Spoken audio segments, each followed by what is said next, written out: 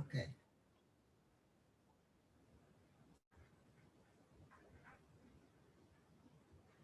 We can't hear you, Sylvia. Okay, let's try that again. Welcome, everybody. Did you hear all my wisdom there? Welcome, everyone that's joining us today on the Sunday, February the 6th, a nice, bright, sunny day. And we welcome those that are here with us at this moment. And we also welcome those that watch later online. We appreciate all of you participating in our service.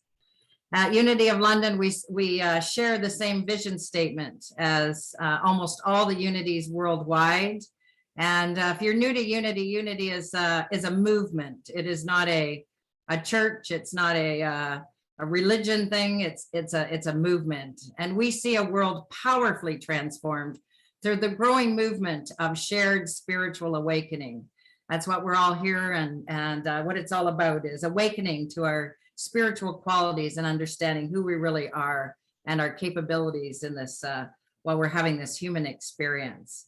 And what's our mission at Unity of London? To realize that vision, well, co-creating with spirit to transform lives through that shared spiritual awakening. And how do we do that? Well, first and foremost, we like to say that we are a loving, inclusive community. We support all people because we know we are all of the same essence. We're all divine beings. And not only that, we promote self-expression. You know, without self-expression, life lacks spontaneity and joy. Without service to others, it lacks meaning and purpose.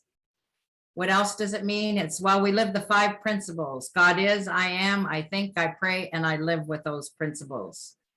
And we like to be the change. We like to inspire people to make a positive difference in the world. As you change yourself, or as you make a positive impact, you change the entire world. And by providing fellowship and education for spiritual seekers of all walks of life. We're all the same, yet all very different. And as we come this tomorrow, for those of us that have been enjoying Pauline's course, based on Reverend Jim Rosemary Murgy's book, A Closer Walk with God, Pauline's preparing to do her next class, which is called Point of Power. And it's practical metaphysicals, helping you to transform your life and realize your magnificence. Instead of Mondays, this class is going to be given on Tuesdays. And just like the last class, she's giving 2 options, from 1 to 3 in the afternoon or from 6:30 to 8:30. You can check in with Pauline to find out more. We'll keep sharing more, but mark your calendars for 5 Tuesdays starting March the 1st, and stay tuned. We'll keep giving you more information. And of course, there's always information in our This Week at Unity e-blast. And today we have Dawn available as our prayer chaplain for those that would like one-on-one prayer following the service. Just let us know either during the service, you can put a thing in the chat, or at the end of the service, let us know that you would like to go into a private room and have a one-on-one prayer with our prayer chaplain, Dawn. And speaking of prayer, let's take a few moments and spend some time in prayer. So I invite you to close your eyes if you're comfortable to do so, and start to pay attention to your breathing, settle into your heart space, and let go of all the busyness that was going on this morning before this moment. Take no thought to what might happen following the service. Let's just focus on the now.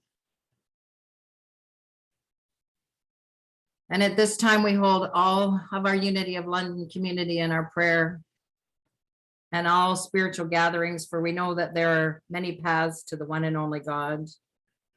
As well, in February, we hold in prayer Unity Ministry in Motion and Unity of Edmonton. And today we as well hold in our prayers Fred General, who has made his transition.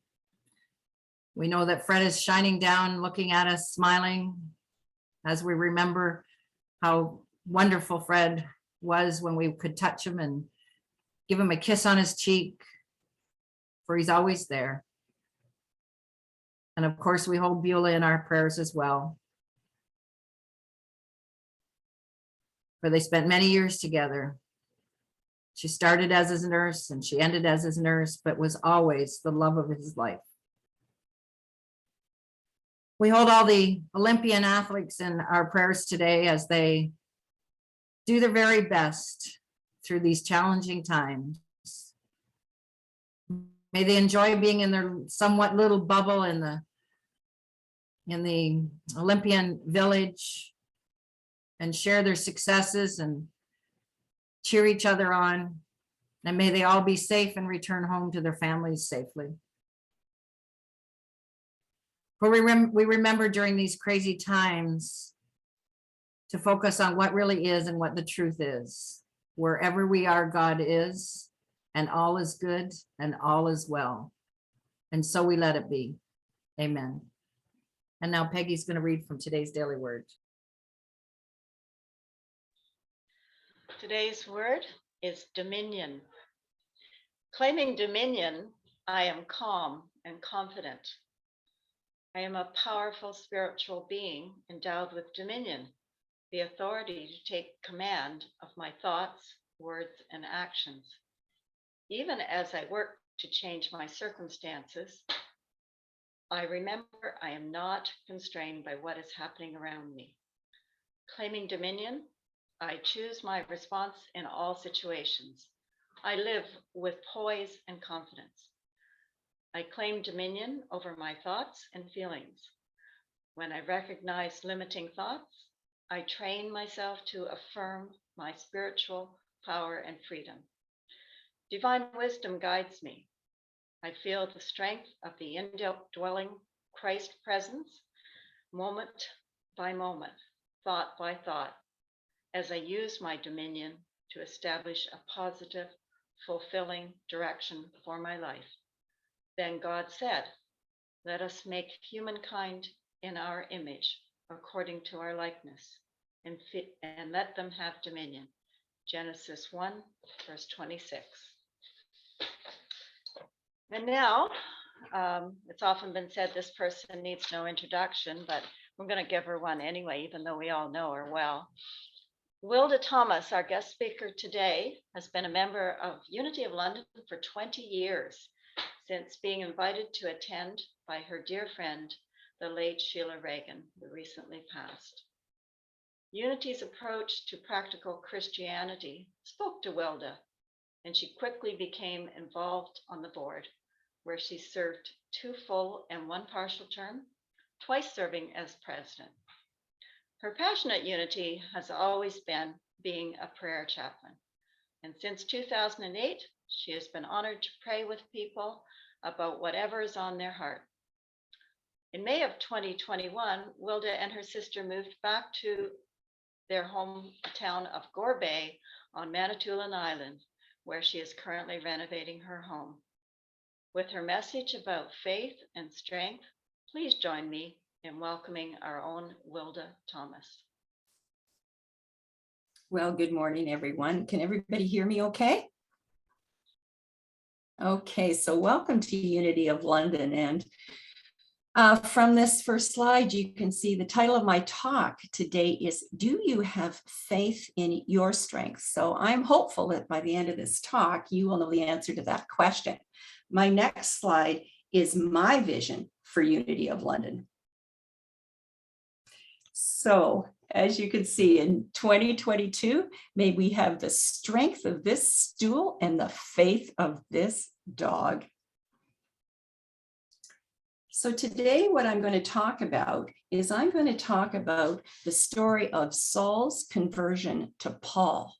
Now, sometimes at Unity of London, we don't talk much about Bible stories, but this one really struck me. And I thought that it was important to sort of share a bit about this because, in all honesty, I wasn't aware necessarily of everything that went on in this situation. So this is the story for those of you who know, or for those of you who may be unfamiliar with this story. So Saul, as he was known at that time, was in Jerusalem after the crucifixion and resurrection of Jesus.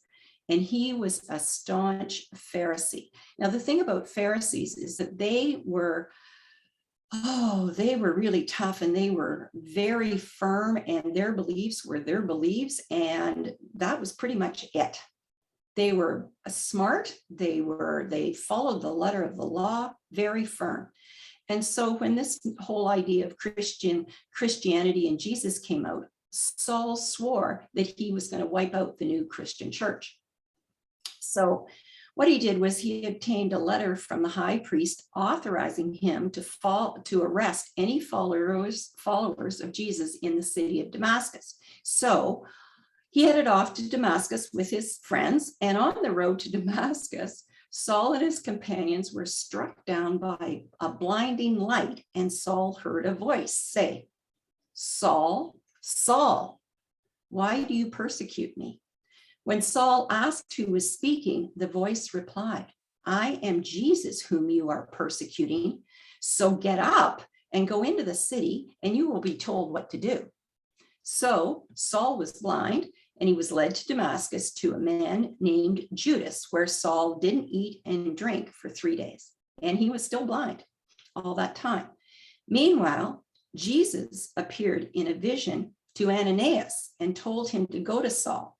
So Ananias was afraid because he knew Saul's reputation as a merciless persecutor of the church, and he was a Christian, Ananias. So Ananias found Saul at Judas's house praying for help. Ananias laid his hands on Saul, telling him that Jesus had sent him to restore his sight and that Saul might be filled with the Holy Spirit. So something like scales fell from Saul's eyes, and he could see again, and he was baptized into the Christian faith. And after his conversion, Saul changed his name to Paul. So on the next slide, I'll talk a little bit about Paul now. So he is really known as one of the greatest missionaries of all times.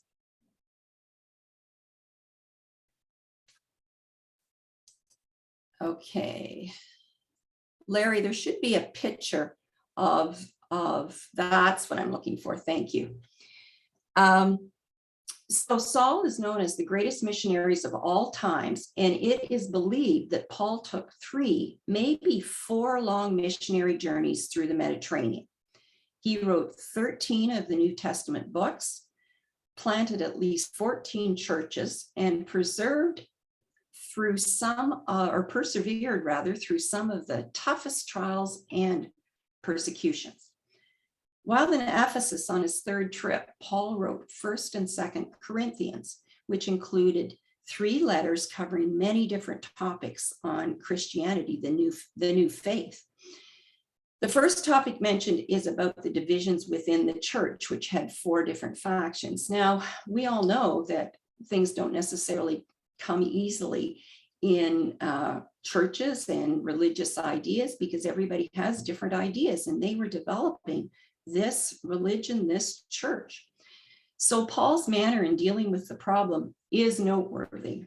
He does not insist that all members of the community should think alike on every subject, nor does he advocate that someone with authority should tell others what to believe. What he does insist on is unity of spirit and purpose that will allow each group to learn from the others. In the closing of his letter to the Corinthians, he said these words of encouragement. Next slide, please. Keep alert. Stand firm in your faith. Be courageous. Be strong. Let all that you do be done in love.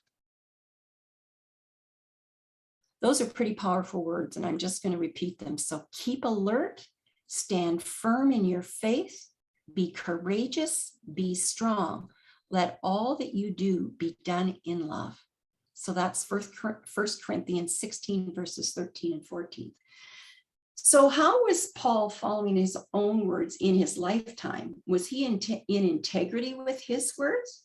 Let's take a look at that by examining each part of this verse and examine how we can follow Paul's example.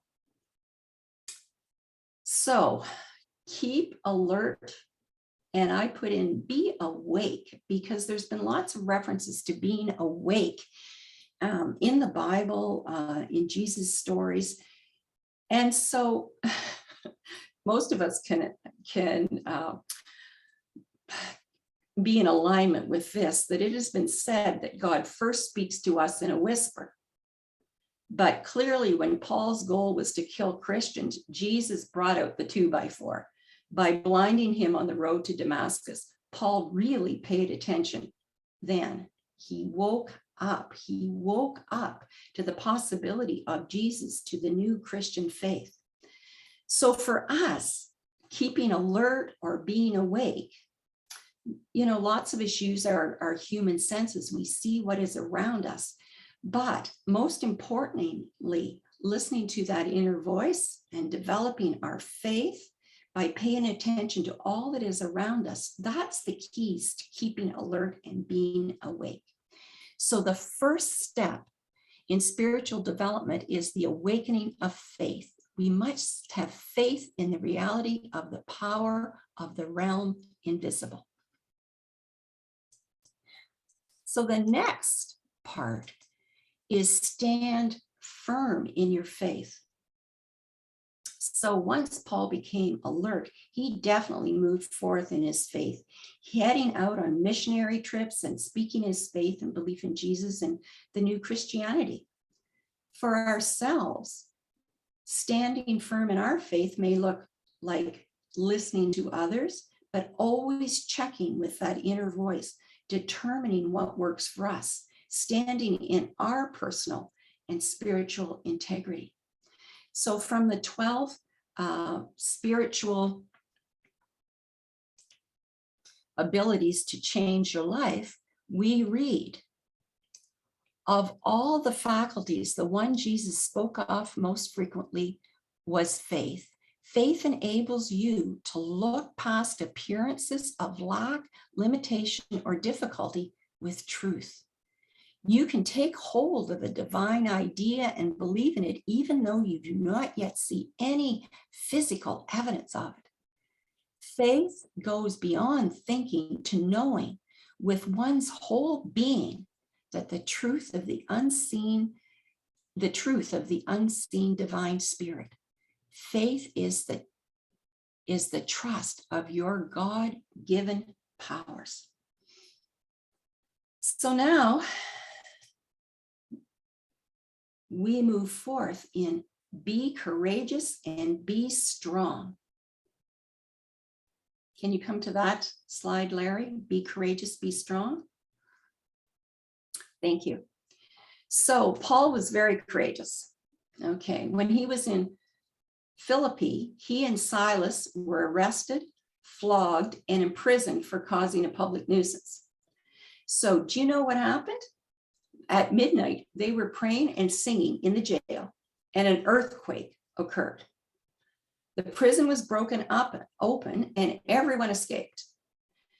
But they hung back, and they saw the guard at the prison who was going to kill himself because everyone escaped. And so clearly he was not being a very good guard, and he was very upset by the whole situation. But Paul insisted that he do no harm to himself. So the guard asked what he should do to be saved, and Paul said, believe in Jesus and you and your house will be saved. So even in the midst of being in jail, Paul was standing in his faith and he was helping other people. So I ask you, how courageous are you? Can you hold your faith and be strong and courageous? And so in the physical realm, strength is vitality and endurance. In the mental realm, strength is the quality of mind which enables one to lead, to accomplish, and to hold firm in spiritual principles. And the energy of God, freedom from weakness, stability of character, power to withstand temptation, capacity to accomplish. Big challenges to hold. So,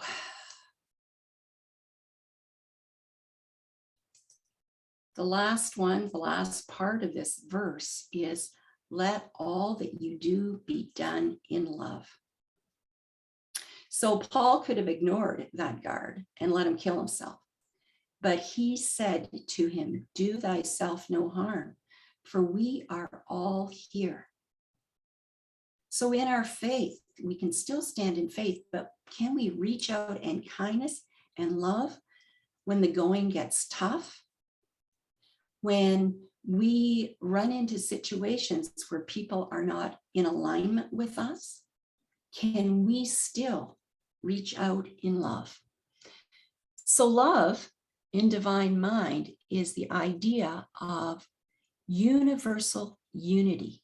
In expression, it is the power that joins and binds us together, the universe and everything in it. Love is a harmonizing, constructive power. And love is an inner quality that sees good everywhere and in everybody. It insists that all is good, and by refusing to see anything but good, it causes that quality finally to appear in the uppermost in itself and in all things. So we get back to the verse that we're focusing on. Keep alert, stand firm in your faith, be courageous, be strong. Let all that you do be done in love. And we can all come up with examples of people who clearly have stood in the tenets of this verse. Many of our heroes come to our mind firstly.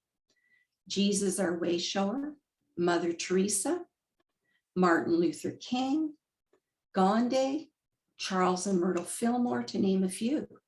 But I would like to use an example of a present day, a Canadian woman who through her faith showed great courage. Some of you may know her. Next slide, please, Larry. Are you up? Okay. So this is Jody Wilson-Raybould, and I'm not sure, like I said, some of you may know her because she was certainly on the news a lot. So I'll give you a little bit of a background history on Jody. She was born in Vancouver and is a member of the Wee-Way-Kay Nation. Can you go back, please, Larry? Thank you.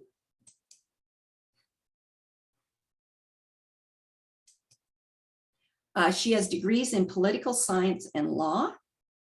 And in 2009, she was elected council of the Wee-Way-Kay First Nation and regional chief of the Assembly of First Nations. In 2015, she was elected Liberal MP for Vancouver Granville and was sworn in as Minister of Justice and Canada's Attorney General, the first Indigenous person to hold this position. She was instrumental in leading many pieces of legislation, including the Medical Assistance in Dying Act.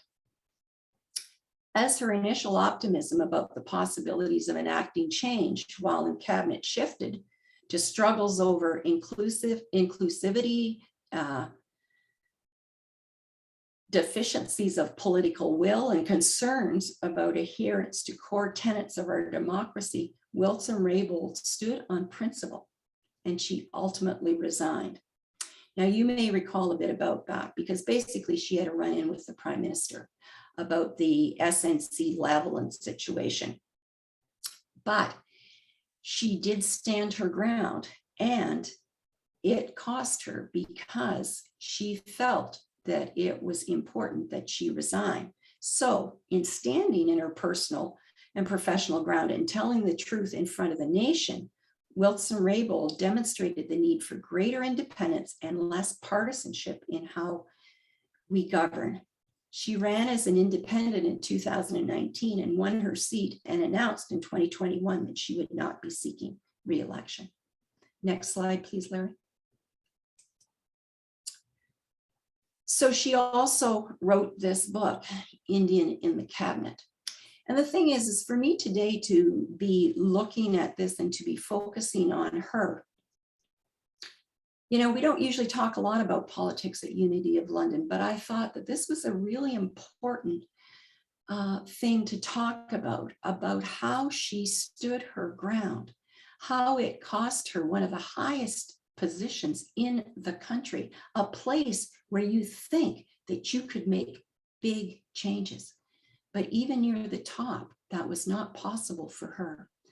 And so in her book, Indian in the Cabinet, she says, when things get hard in life and we feel our strengths and resilience more intimately, most imperceptibly, I think we find ourselves rising to the challenge by drawing up what innately is within us. Our capacities of human spirit, even if we forget them from time to time. I tend to think that this calling on inner strengths is universal, a trait we all have. I think that at various times in our lives, we reveal our strengths to others and ourselves, drawing on the teachings, traditions, and cultures of which we may be a part. So then the next question, as we look, next slide, please, Larry. As you listen to the story of Paul and of Jody Wilson-Raybould, we know the stories of Mother Teresa and Martin Luther King, where they were jailed, fired, lived in slums, even killed for their beliefs. And don't we have to ask ourselves, why would we do this? So what we're looking at here and what comes from the 12 spiritual abilities to change our life is, it looks like we are endowed, you are endowed with capabilities far greater than you know. This potential is intrinsic to your very being. Consciously applying these powers will raise your level of awareness and life experience. As you awaken your divine endowment, you are literally calling forth the positive, powerful current of the unlimited God idea within you. And this is from the 12 spiritual abilities to change your life. And I'm certain for everyone who is listening to this now, that they have held their faith and moved forward in love, overcoming many challenges, including poverty, addictive behavior, the death of a loved one, uncertainty, difficult relationships, illnesses, and many more things. So, what I ask you in the next slide is, what is your vision for your life? How do you want to move forward? Can or do you use Corinthians 16, 13, 14 as a roadmap? Can you do that? So, how do you want to move forward with your heart's desires? So, as was mentioned in the introduction, I recently moved up to Manitoulin. And for those of you who don't know, that has been something that I've wanted to do for many years. And so what happened was I held that vision and I didn't know how I was going to do it until I found a Facebook page that said properties on Manitoulin. And I looked at that Facebook page a couple of weeks later, a house that I knew from the time I was a kid came up. And I talked to a close friend of mine and I said, I'm thinking of moving up, but I don't know, it's a really scary thing. And she said, Wilda, what are you waiting for? What are you waiting for? And so what I did then was I contacted the people who had the house for sale. I bought the house. My sister said, can I move up too? That was not even part of the plan. That just came up from out of the blue. And so I moved up, sold my house to the best people in the world, moved up, and carried on my life here doing my renovations. And it was scary. I wasn't sure I was going to be able to get a mortgage.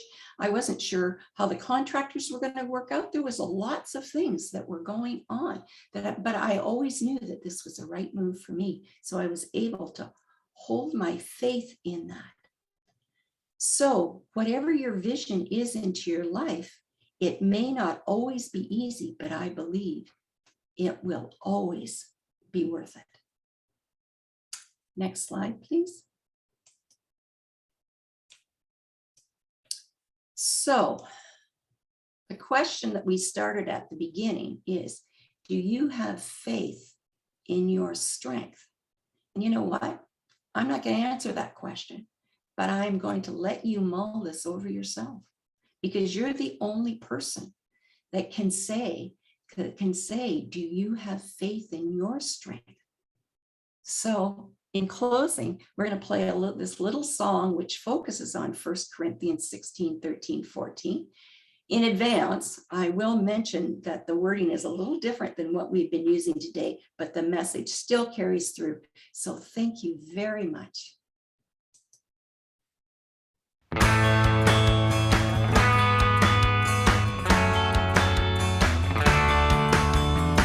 First Corinthians 16, 13, 14. Be on your guard, stand firm in the faith. Be men of courage, be strong. Be strong. Be on your guard, stand firm in the faith. Be men of courage, be strong. Be strong. Do everything in love. Do everything in love. Do everything, do everything, do everything in love.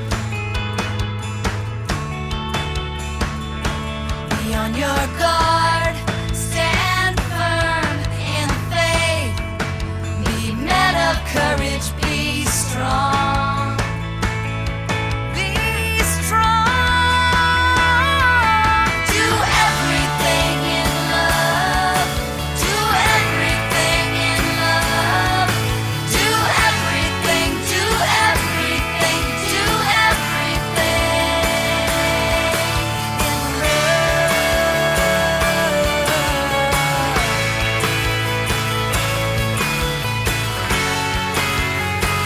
everything in love. Be on your guard, stand firm in the faith. Be men of courage, be strong. Be strong. Be strong. Everything in love. Everything in love. Do everything, do everything, do everything in love. In love. Everything in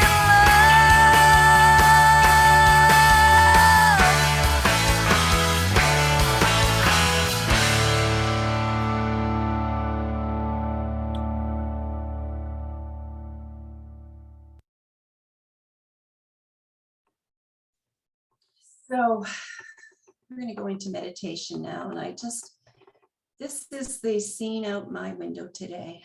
We've got some snow. It's a little cloudy, but it's very calm. And there may be a deer that run across the way. We'll see. So let's just close your eyes right now. Just become more comfortable in your chair. And let us affirm. I am aware. I am faith. I am strength. I am courage. I am love. And so as we take that all into the meditation right now this morning, that cheery lyric, that cheery tune from that song may be in our mind. So we just take those affirmations, we take that music, we go into the silence and we listen. Be aware for anything that may come up for us in this meditation. And so I will tell you when our time is up.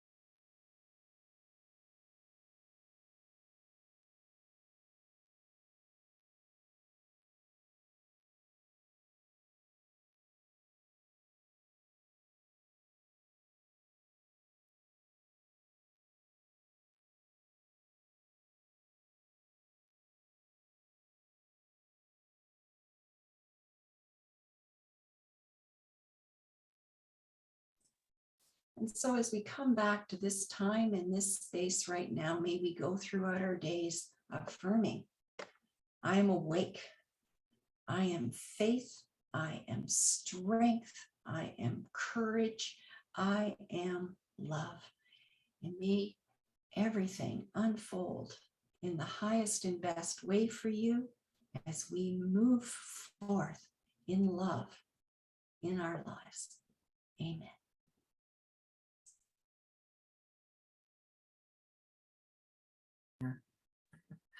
Well, thank you, Wilda, for a wonderful message. Very well researched and well put together. Your picture at the very beginning gave us a good, strong visualization of what it's like to have to be strong in your faith, and just a great message. And I'm sure that it will carry through with all of us throughout this week. Thank you once again, and hopefully you'll be back to speak in the near future. And we're going to have another song, please.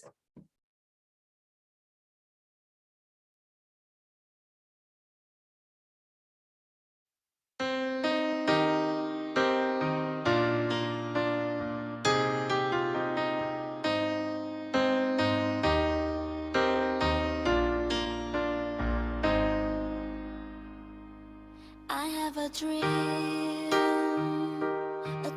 of what I wanna be. I wanna be free. That's what my heart keeps telling me. Give me your hand. We'll find a way. There's people out there that feel the same. if we help each other. I just know we can succeed. We are one, but we are different. We from all around the world. We share the same sun, we share the same oceans. We are every boy and girl. Come together and share our dreams. We'll be amongst the stars, and we know that it's destiny. And we are unity. We are unity. I do believe, oh, I believe in destiny. It's up to me to make it into reality. find a way. People out there, Let's feel the same. if we help each other, I just know we can succeed.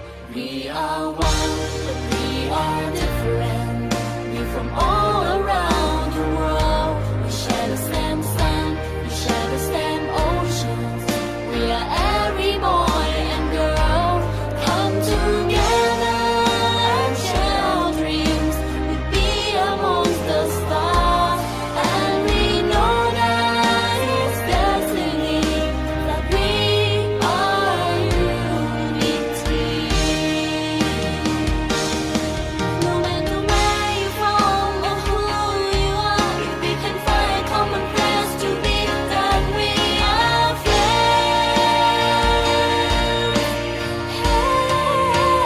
friends. We are one, but we are different. We from all around the world. We share the same sun, we share the same oceans. Oh. We are one, but we are different. We're from all around the world. We share the same sun, we share the same ocean. We are every boy and girl. Come together and share our dreams. We'll be amongst the stars, and we know that it's destiny that we are unity.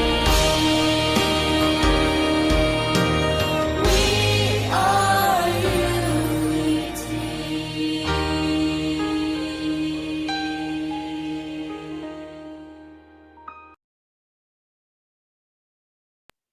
Wow, what a great song. That's a wonderful song that Unity's put together.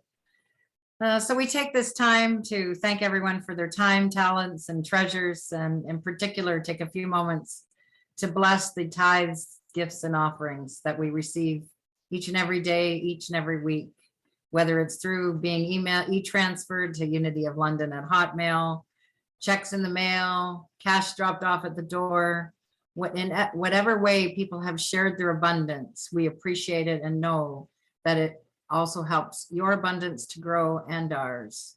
We truly are blessed at Unity of London, and we say thank you. And so it is, and so we let that be. And we now have our prayer for protection. I invite you to affirm this with me. The light of God surrounds me. I am the light. The love of God enfolds me. I am the love. The power of God protects me. I am the power. The presence of God watches over me. I am the presence. Wherever I am, God is, and all is well. And in true Unity of London way, yay, God. And now our peace song.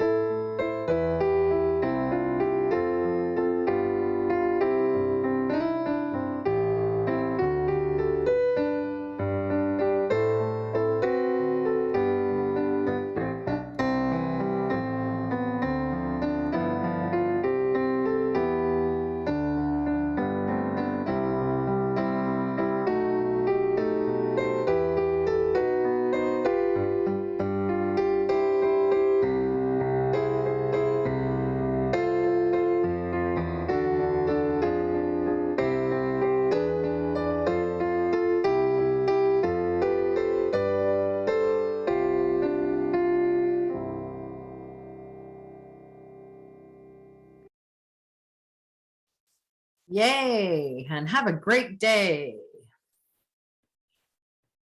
And there, now we can all see each other well, I think, or should be able to.